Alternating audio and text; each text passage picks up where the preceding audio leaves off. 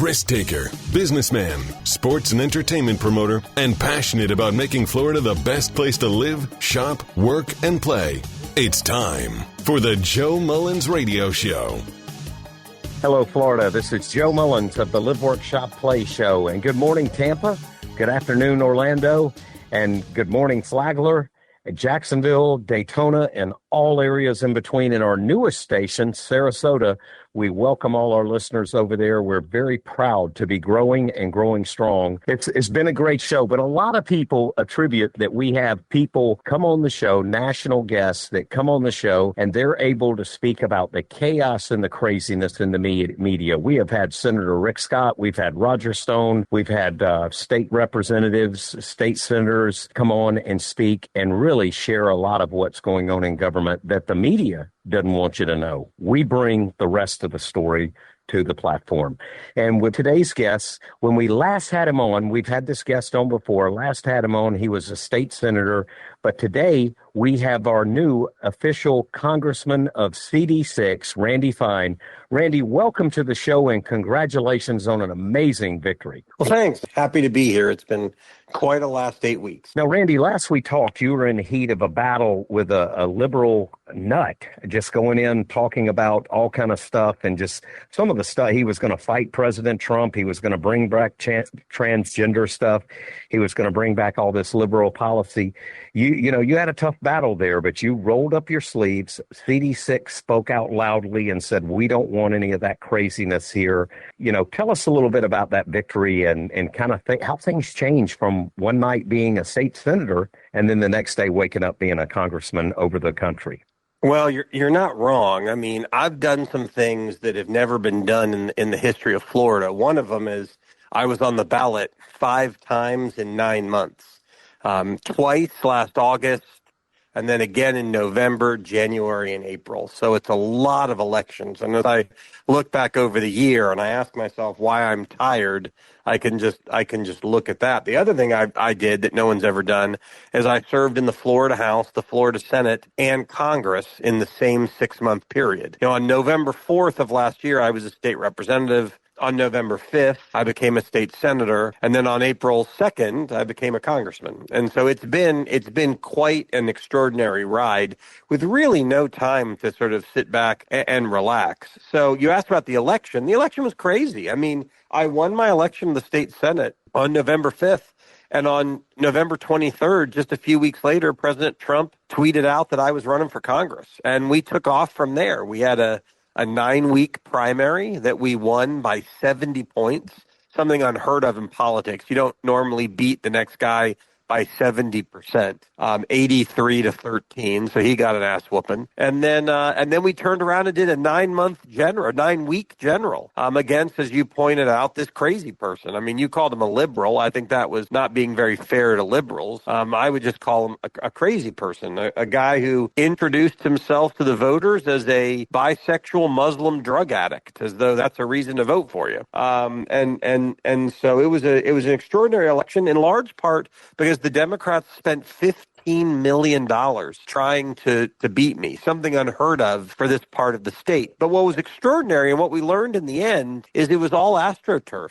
None of it was real. Of the $15 million that they raised, $300,000 came from Florida, $14.7 million from out of state. Now, that $300,000 from Florida, my congressional district is only 1/28th of the state. So the amount of money that actually came from the district was a fraction of $300,000. And as we ran the race, we saw there was staff everywhere. There were quote unquote volunteers everywhere. But when you talk to them, none of them were from Florida. They were all blue staters who had driven in and moved in from California or Washington or Atlanta in order to try to steal an election. And so we worked really hard. We had unbelievable volunteers who knocked on hundreds of thousands of doors, who made hundreds of thousands of phone calls, particularly in the last few weeks. And we had a historic win. I won by 14 points, which is the exact same margin that Ron DeSantis won by when he ran for Congress the first time. It's a little bit better than Mike Waltz won by when he ran for Congress for the first time.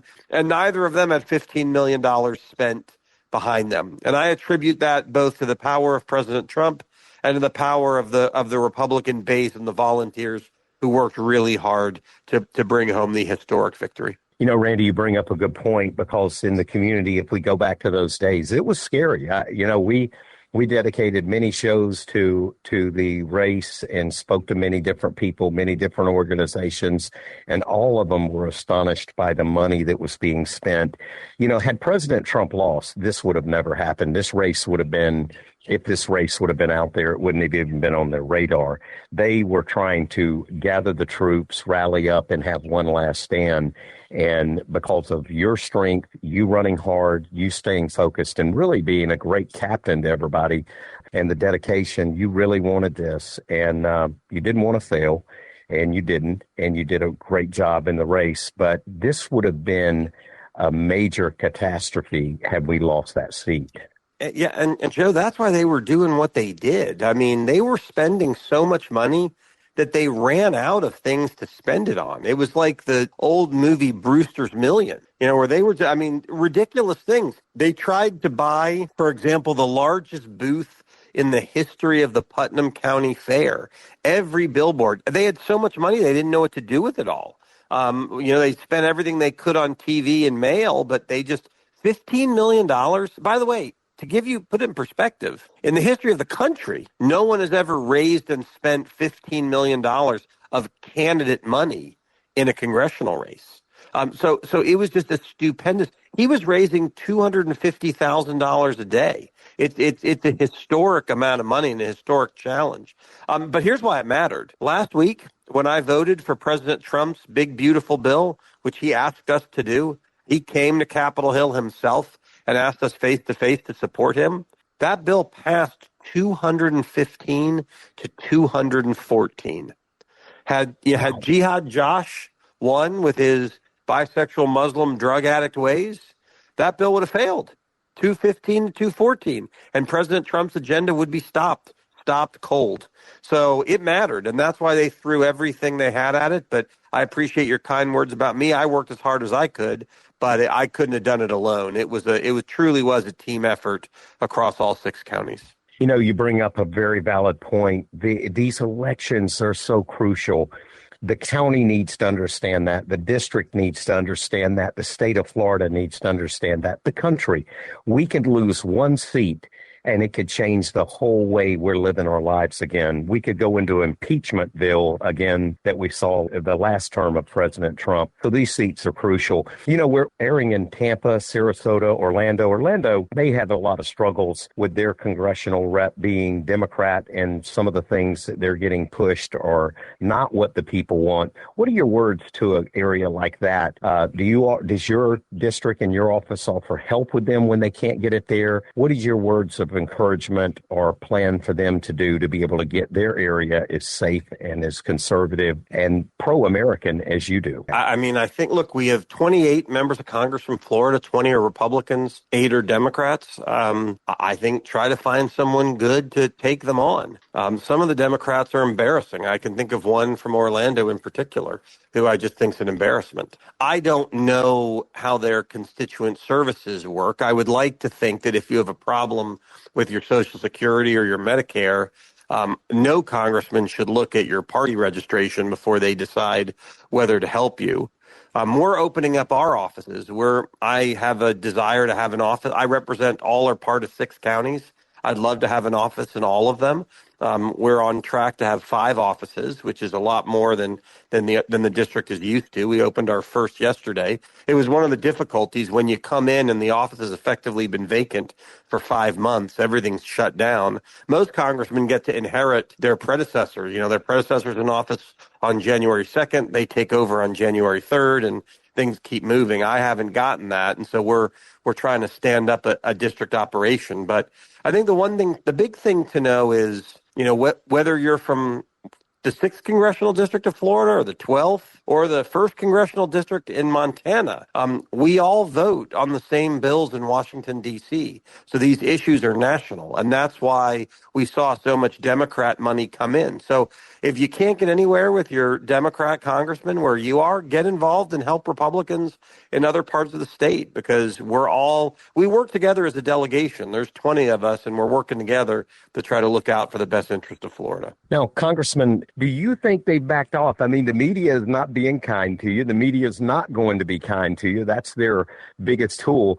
What is the last 60 days? You've been in the Congress now for approximately around 60 days. What has the 60 days been like? And do you see the media letting up and starting to realize that you're here to save America and make America one of the strongest countries in the world? Well, I'll tell you, it's been a whirlwind. So the average new congressman gets elected on November 5th, and then they have a full 2 months until January 3rd to get trained. They go through tons of orientation. They get to know their colleagues. They have time to hire their staff and get their offices running. And then they take over from the predecessor on January 3rd. I didn't get any of that. I literally got, here's your pin, here's your voting card, here's your office key, good luck. And so it has been a whirlwind. I still don't have a place to live in Washington. I'm actually going to move into my place here in the next week or so. So when I'm up there, I've got a place to stay and I'm not staying in hotels. It's hard to do the job when you don't have a washing machine that you can just wash your clothes. So getting settled personally, getting my staff hired, getting these offices open. I mean, it has been a whirlwind. And to do that in the middle of reconciliation where, we are fighting against the Democrats and frankly, we're fighting against some Republicans to try to implement the president's agenda. It has been a whirlwind. But I will tell you, it is a viper pit. The media lies. They are nasty.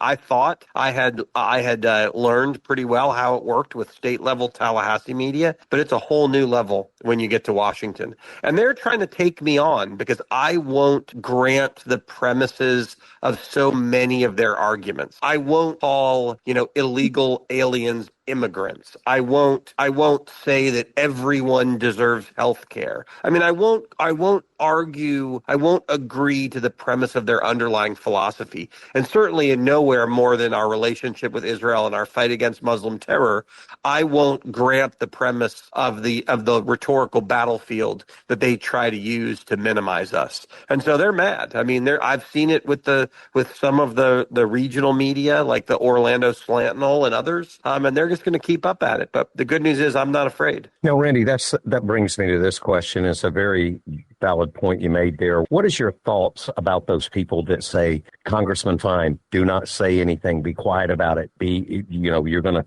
ruffle the feathers, and we don't want that. We've got an election, a midterm coming up. What is your thoughts about that? Well, the good news is I haven't gotten a lot of that advice. And that's good. I mean, I haven't gotten much advice at all. This seat is a fairly safe seat. The only reason it got crazy for the special election is the Democrats didn't have anything else to do. And Democrats will vote in special elections and Republicans, often don't. But this should be a safe seat, very safe moving forward. And I'm optimistic about that. What I would say, though, to people is this job isn't that fun. I'm actually sick right now, and my dad thinks it's because, I went up and back to Washington 4 weeks in a row, sleeping in a hotel, working 18 hours a day, having lots of people say nasty things to you, and you don't make a crazy amount of money, particularly when you have to maintain 2 residences. So what I would say to people is the job is not that great. If you're not going to go and do what you think is right and fight to make change and to save America, why do it? But I also recognize I've been given an extraordinary opportunity. I believe America is on a path to implosion, to destruction. I mean, I believe we are in bad shape as a country. We're going to bankrupt ourselves if we don't get our budget under control. And I have a chance, a small chance, but a chance to be one of a relatively small number of people who have a shot to potentially change that. I mean, that's a gift from God. There's only 435 members of Congress. There's only 100 senators, and there's 1 president. Now, I'm one of, 536 people who theoretically have a chance to save the world. Now, some of those 536 are in much better places to do that than me, but I'm still in that mix. And so to have that opportunity to try to help save the world is one that I remember every day when I wake up. And it's certainly one that I remember, like I did last week, where sick as a dog, I had to sleep in my office because we had to work all night to get the president's big, beautiful bill passed. Now, Congressman, it's been 60 days, and I want to ask you this, very curious. Who is your favorite congressman to work with, or congressperson, I should say, to work with? And then who is your least favorite so far? Well, and that's a hard. I haven't gotten to know. That's part of the challenge up there, honestly, is getting to know the people you're supposed to work with. Everyone is in their own little silo. It's very different from Tallahassee. So let me give you an example. In Tallahassee, when we hear bills on the floor, when there's a floor session, all of the House members, all of the senators are on the floor, debating, asking questions, and then voting. That's not how it works in Washington. People only show up on the floor to vote. You don't have to be there for the debate. That's why you'll see these videos on C-SPAN of people talking to empty rooms. And so people don't really work together because they're not around each other. And that's something I'd like to see changed over time. But if you talk about my favorites, frankly, they're friends that I knew from Florida. Byron Donalds and we both got elected to the Florida House in 2016. He made it to Congress after 4 years. He's been there for 4 years. He's a great friend. Mike Herodopoulos is a great friend. He is the third new congressman from Florida, third new Republican congressman from Florida, who represents the Space Coast a little bit to the south. Corey Mills has always been incredibly nice to me, even when I was a legislator. John Rutherford, Neil Dunn. I mean, so many of them have been, the Florida ones have really tried to help out the most. And then some of the new chairmen, Lisa McClain, who's the chair of the Republican Conference, Chairman Wahlberg, who chairs the House Education Committee that I've been put on. I've enjoyed them. Virginia Fox, the 81-year-old congresswoman who worked 36 hours straight to get President Trump's big, beautiful bill done. These are all people that I'm getting to know and look up to. The ones I don't like, I'm going to try to avoid that question a little bit. But frankly, I don't really get to know the Democrats. I mean, you don't interact with them at all. And, they hang out on their side of the room, and I haven't really gotten to know them. And I'm not particularly looking out of my way to get to know them, because for me to get to know 219 other Republicans is a huge burden. I haven't met all my new Republican colleagues yet. So, look, there's plenty of nutbags on the Democrat side. You've got the Ilhan Omars, the Rashida Tlaibs. You've got, the lunatic from Orlando that I think you were referencing earlier. But I'm not, looking to spend time with them. I've got too much to do. Well, is it true to say, like I've always heard, they don't care what's right or wrong? They've got their views. The conservatives have their views. When they go in, there's no negotiating, no talking. And that's why you see the bills voted so bipartisan. You see the Democrats all go one way, the Republicans all go one way.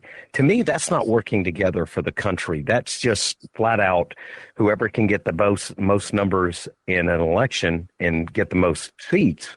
I don't think they care about the country. I think they care about power. Look at what they did over the last 5 years to our country. Locking people up who wanted to go outside during COVID. Look at what they've done to our children with transgender surgery, and look what they've done to education. These are people who fundamentally hate America, and they're allowed to serve in office. So I reject the premise that I'm serving with 435 people who all want what is best for America. I'm pretty darn sure that Ilhan Omar and Rashida Tlaib would love to see Muslim terror come to this country. So, I reject the premise that everybody wants the same thing. But, here's a great example. I don't know what they all do. So my office is on the same floor, the same hallway as AOC. She's a couple offices down from mine. I got a much better office than I deserve because I got to take Mike Waltz's old office. The offices are given out based on seniority. He'd been there for 6 years, so I got his office. And so I'm on the same hallway as her. Neither me nor anyone from my staff has seen her go in or out of her office. Now, we're not standing around spying, but, I'm walking in and out all day, going to meetings, meeting with constituents, trying to figure out how to do this job. You would think at some point in the 5 weeks that I've now had to be in Washington working, there have been 3 I didn't, but in the 5 weeks I've had to be up there working, we'd have seen her once. I would imagine she's got a big entourage. So I don't even know what she does all day. And remember, she only has to show up to vote. So I'm not sure what a lot of these people do all day to advance the cause. Maybe she's just doing media. Maybe she's making fundraising calls. I don't know. But you just don't see people. In the Florida legislature, we had a members lounge where we would eat breakfast and we would eat lunch. And you'd get to know your colleagues. Nothing like that exists in Washington. That's pretty incredible to hear that. Now, Congressman Fine, let's talk about CD6. What are some of the things that you want to see occur in your first term that you want to address in the CD6 and the state of Florida? Well, I want to have one of the best district operations in the country. I want people to know that they can get to their congressman if they have issues. And then I want to advance the issues that the district really cares about, whether that's beach erosion in the coastal communities. And I'll tell you a bill that we're working on, which we haven't launched yet, but I'm very, very excited about, and that affects the inland part of the district. I would like to see the Florida Springs, which are something unique to our part of the world, not just the country, but the world, become a unit of the National Park Service. I think they are worthy of that designation. And I'm proud that I have 3 state parks that are Florida Springs in the 6th Congressional District. And I believe those are worthy of national recognition. And so that's something that I will be working on. But what you'll see is you're going to see the offices open. We just opened Putnam County. We have been told I've opened the first congressional office in the history of Putnam County. And I think today we're opening our office in Marion County. And we're going to have an office in Lake and Volusia and Flagler. All 5 counties, 5 of the 6 counties are going to have an office. We're hoping to find one in St. John's, but I represent so little of St. John's, there may not be a government building where we can put an office. But that's important. And we're soon going to be rolling out county-level advisory board because the issues in Marion County are very different than the issues in Flagler County. And I can try to become an expert on 6 different counties, or I can get the experts in those counties to help advise me on what to do. So once those offices are open, you're going to see us putting together and rolling out advisory boards that will meet with me to help me make sure I understand what the key issues are. And then the last thing is I want to be visible. I mean, I was excited to spend the day. One of the things I've heard about, I'm not going to name anybody in particular, but something I've heard about previous congressmen is they got elected and then they disappeared to Washington. That's not going to be the case for me. If for no other reason I have to come home every weekend, I want to see my kids. But I want to be visible in the district. I was excited to be in Flagler County to do 2 events on Memorial Day. I'm doing 3 events in Volusia County on Friday, and particularly when we get to the August recess, when I'll be home for 3 weeks, I want to be everywhere. I want to meet with people. I want to meet with groups. And so if there are people listening to this who want to meet with me or want me to come talk to their group, they just need to reach out to the office. I do not want to be seen as someone who asked everyone for their vote and then disappeared to Washington, D.C., never to be seen again. That's important to me personally. Congressman Fine, as a former county commissioner and needing so much help and support from the federal government, I couldn't agree with you more. There were some challenges accessing former congressmen. You didn't see them a lot. You definitely got their staff. There was a lot of rumor that their staff was more there to block you than to help you. And we encountered those things. What I love about you is you always pick up the phone. You always answer. You're always accessible. You've been very supportive of the needs, and you don't ever claim to walk in and say, hey, I know how to fix everything. But You do realize that a strong staff is important. And those are some strengths that we've not seen in CD6, which are very good. And if you're listening in some of the other areas, that is the way your congressman needs to work for you. That is the way they need to help stand and fight for your district. They're not going to have all the solutions, but if they put together a team and they listen to the community like Congressman Fine's doing, I guarantee you your district will be a lot better than it ever has been before. Congressman Fine, any last things you want to say to the listeners before we wrap up today? I want to thank them for their support, for the historic 14-point win that we got on April 1st. I take that seriously. And I want to thank them for letting me work as hard as I can. I ask for their patience because it takes some time, for example, to get offices open. But we're working very hard to stand something up that people will be proud of. And I ask them to just make their voices heard so we know what's coming. And I'm hoping to do more town halls and things like that as we move forward. We're just working as hard as we can to catch up from coming in, 5 months after all the other freshmen. But we're working hard, and I'm optimistic that we'll be able to do a good job for everybody. Well, Congressman Fine, we welcome you back anytime you need an update, or if you want to communicate with the region or just the whole state of Florida, we'd love to have you on. Thank you for taking time out of your busy schedule and away from your family to do this show. We appreciate you. Anytime you want me, you just let me know. Thank you. And listeners, remember, if you want the greatest district in the state of Florida representing you nationally in Congress, vote for someone like Randy Fine and find a person to run that will stand and fight for you. It's been a great week, great show. Looking forward to making America and the state of Florida and CD6 the greatest place to live, work, shop, and play. Have a great weekend.